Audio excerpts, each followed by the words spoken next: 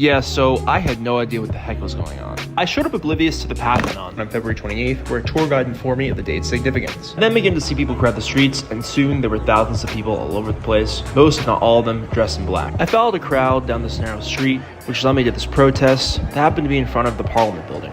This protest seemed pretty tame, but this would soon change.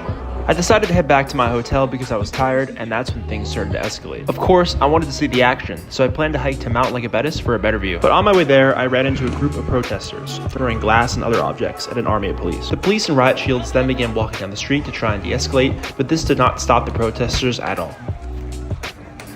The police march continued until their brisk walk turned into a full-on sprint. At one point, a protester rushed an officer, and then this happened. Even though it was several feet away, the tear gas still managed to burn my eyes. And speaking about burning, there were a bunch of fires everywhere, including behind this reporter.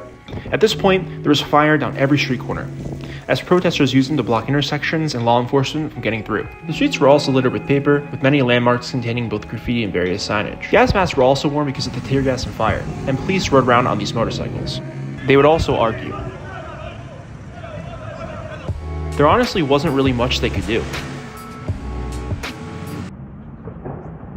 Finally, I made it to the top of Mount Lycabettus, where I could still hear tear gas booms and see smoke. Eventually though, the strike had ended, and the next day the Acropolis reopened, life going on as normal.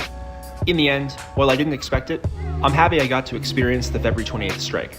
It made me feel more connected to Athens as a whole, and I learned that Athenians aren't afraid to take a stand. Rest in peace to all 57 people killed in the Tempi train crash.